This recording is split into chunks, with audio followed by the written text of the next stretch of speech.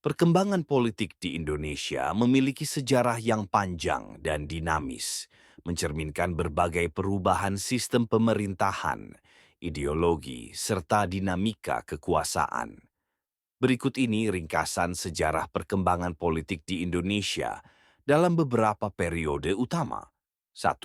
Masa prakemerdekaan sebelum 1945. Kerajaan dan Kesultanan. Indonesia terdiri dari kerajaan-kerajaan seperti Sriwijaya, Majapahit, Mataram, dan Kesultanan Islam, Demak, Aceh, Ternate, yang memiliki sistem politik tersendiri. Penjajahan kolonial Belanda. Politik dikuasai oleh penjajah. Rakyat Indonesia tidak memiliki hak politik. Pergerakan nasional awal abad ke-20. Muncul organisasi politik seperti Budi Utomo pada tahun 1908. Syarikat Islam di tahun 1912 dan Partai Nasional Indonesia di tahun 1927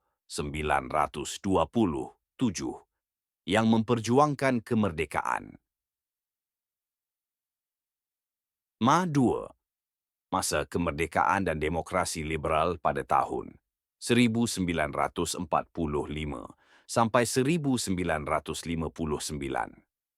Di masa-masa kemerdekaan tahun 1945, Indonesia menyatakan kemerdekaan pada 17 Agustus 1945.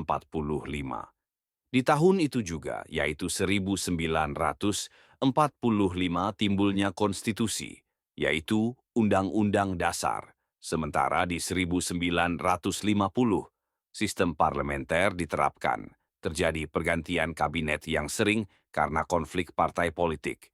Dominasi partai, banyak partai politik, multipartai, seperti PNI, Masyumi, NU, PKI, yang mempengaruhi stabilitas politik. 3.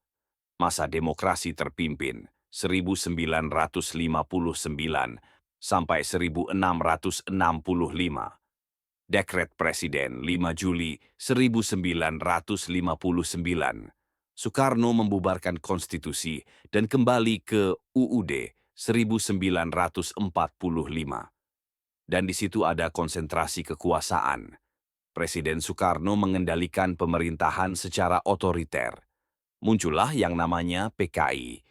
PKI menjadi salah satu kekuatan politik utama bersama ABRI dan nasionalis, sehingga terjadi G30S per PKI 1965, kudeta yang gagal dan menjadi titik jatuhnya Soekarno. 4.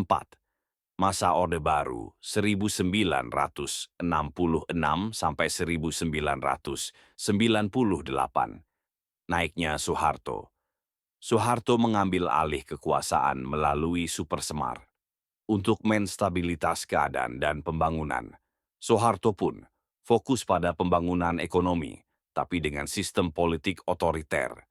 Di samping itu ada sistem politik terkontrol. Hanya ada 3 partai, di antaranya Golkar, PPP, dan PDI. Korupsi dan rezim militeristik. Kebebasan politik ditekan, korupsi meluas, sehingga terjadi krisis ekonomi dan reformasi di tahun 1998. Runtuhnya Orde Baru karena tekanan ekonomi dan demonstrasi mahasiswa. 5. Era reformasi 1998 sampai sekarang. Indonesia mendemokratisasi politik, seperti pemilu bebas dan terbuka, desentralisasi dan kebebasan. Ada yang disebut pemilu langsung, seperti presiden, kepala daerah, dan legislatif dipilih langsung oleh rakyat. Adanya partai politik baru.